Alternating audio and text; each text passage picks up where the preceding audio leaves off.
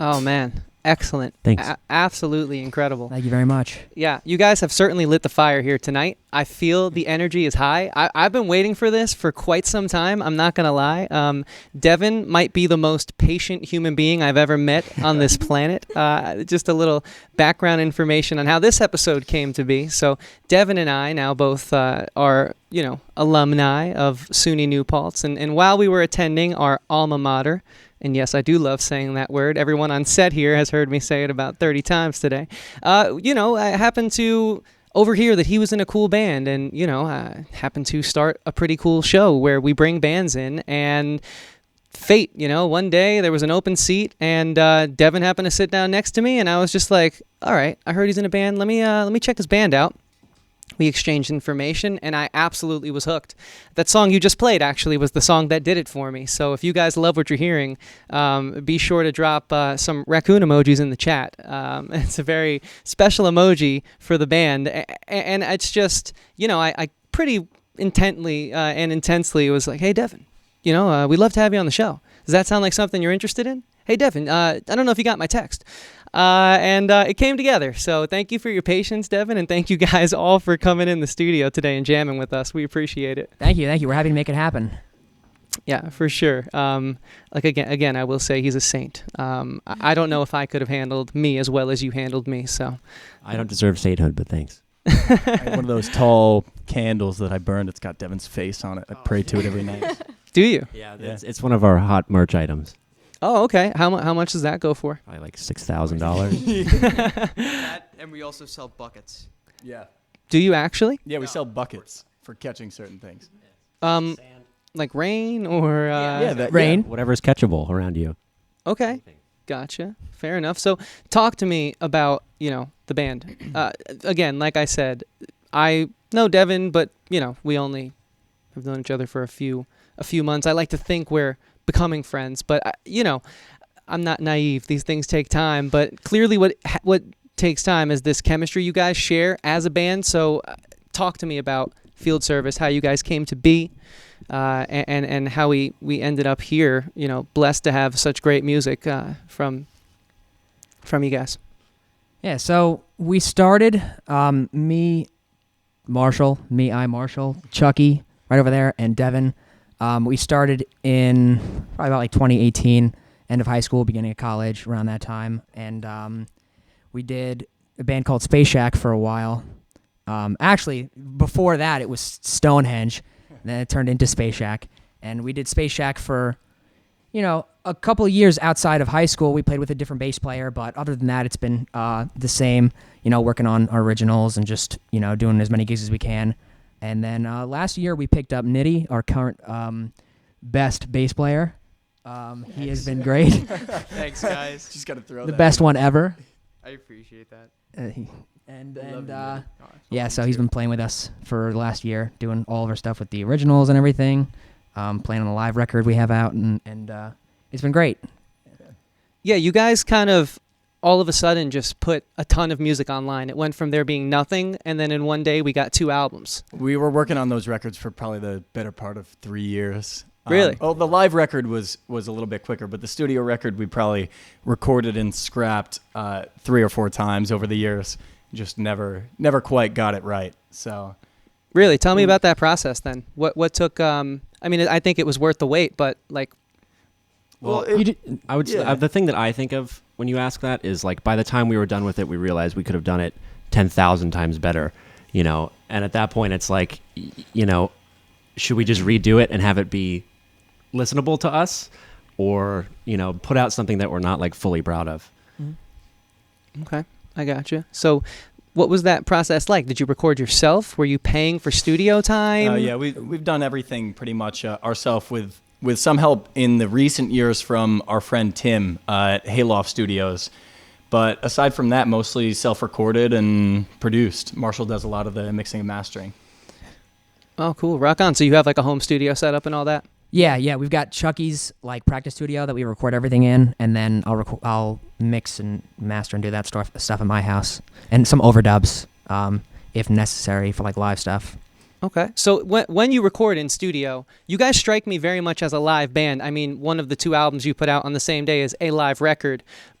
But the studio album, is it a true studio album? Can you Yes. talk to me Yes. about? Okay. Fully multi-tracked. I mean, the only thing that we recorded like a scratch rhythm guitar and then drums, and then everything else was laid on top of it, which is a big reason why we wanted to do the live too, because we had such a studio record. We wanted a very live record. So, Which I will mention also that I think we all collectively agree the pure studio stuff is not our strong suit. We've discussed probably all of our studio records we work on from this point on are going to be at least tracked live as a band with vocals overdubbed on top. That just seems to be what works for us and what feels the tightest. And you'll continue to do that in-house, in other words? Yes. for the time being. Yeah, we'll see what happens. Yeah. Nothing's set in stone. Gotcha. Yeah, it seems like you guys hit it pretty hard. I mean, checking the Instagram, you're gigging all the time. It makes me sad. It makes me wish that my band was a little more consistent. But like, how do you find the time to? It's all a farce. We're not that consistent. I mean, we have, it's taken It's a all long time. AI-generated images of our shows. Yeah. Oh, okay. They're getting pretty good, So Yeah, you right. fooled me. You really did. It just takes a long time and a lot of determination, reaching out to places and not hearing back and reaching out again. And it's just the same, you just continuously do it until you have everybody's phone number, basically, that you can keep on pestering them there. Because it's hard to pester somebody on email. They can just delete it. If you're calling them, then, that's... They're not going to change their number on you. Yeah. So you got to make sure you get their phone numbers. Gotcha. Yeah, it's that'd be a little extreme, right? If you called someone so much that they had to change their number. Then you show up at their door. Chucky shows up at their door first, and then he gets the email. That reminds me of Tom Petty in his documentary. Have you guys seen it? No, I haven't I've seen bits and pieces of it. When he, I'm forgetting the keyboard player's name now. One of the original Heartbreakers, him and Mike Campbell go to the father of the keyboard player's house, and he just lays it out to him. He says, "Look, we're trying to get through to you here. Your son is going to be a rock star if he comes out to California with us. But if he stays here in Florida, I can't guarantee you his future." And they just showed up at the door. Yep. Sometimes that's what you got to do. Yeah, sometimes you got to break down some doors, which it seems like you guys definitely have done. I mean, like I said, the New Paltz scene, all I heard about were two bands. A band we were blessed to have in studio last month, a band called What, and then you guys. And, you really made an impact. So you find time to gig, you find time to record 2 albums and put them out on the same day. But you're also graduates. You also have jobs, as we've been talking, and, lives to handle on top of that. So this is some of the fun that I like to ask local bands, talk to me about how you make it work. A lot of the times we don't. Right. Yeah. We were trying to get together to practice for this, and it didn't work out. It's tough mixing everybody's schedule together. We usually try and, fall in like a set date and get at least one practice in per week. But even that, it's hit or miss. We all got jobs for the most part or are full-time students, and it's just hard to manage it all, but we try and make it work as best as we can. I can't believe that I'm hearing, I know you guys gig all the time, so there's that level of we can not practice for months and we'll sound great, but I can't believe that I'm hearing this perfectly as it is, considering you guys couldn't get a session, and that's blowing my mind. Thank you very much. Yeah. Of course.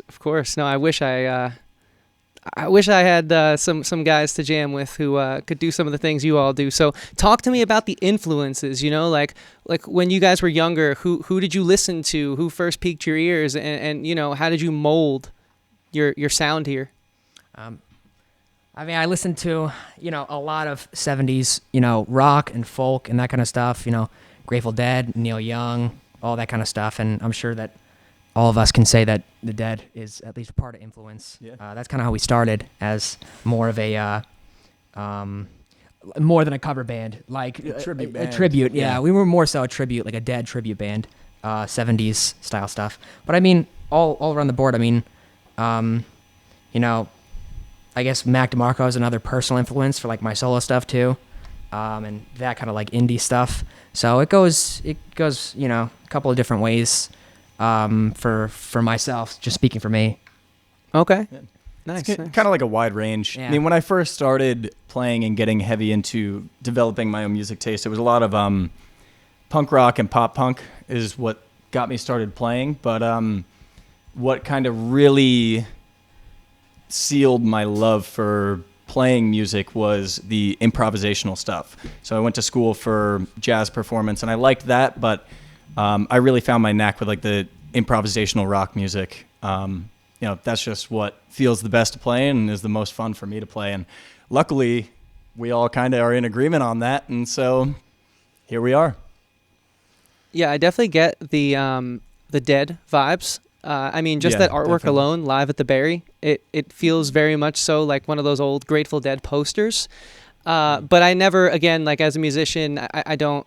Some people get offended if you say, I hear a lot of this in it. So I kind of wanted to see if like I could have been wrong, because again, your sound is so diverse that to say it just comes from one influence is disservice, as I said at the start of this broadcast. But I do get that like Dead vibe. But I am curious, what do you mean? Not a cover band, a tribute band? What's the difference there? Well, we did a lot of, we didn't have a keyboard player. So we didn't have any synthesizer stuff. That's just kind of out of like necessity. We just had 2 guitar players, and a lot of the early Dead stuff, the 70s. 1970, I think that they didn't really have, or it might have been 71. When they were in between keyboard and piano. It was all just guitar rock, like improvisational guitar rock, and that's kind of what we wanted to do. So we learned their songs to learn how to play and learn how to like make songs and sing. And essentially play the songs to how they were originally played, or try to at least. When I think cover band, I think more like putting your own spin on it, which we certainly were. Nobody can exactly replicate it, but we were trying to be true to the sound of specifically, I guess, the early 70s Grateful Dead. And we all really dug that era and that style music and those songs. So that's what we were shooting for, and we were using that as kind of a rule book to learn and explore how we could, make the sounds of the instruments that we play our own, and how to write songs that are our own, but still fall within that realm of, something that we care really deeply about.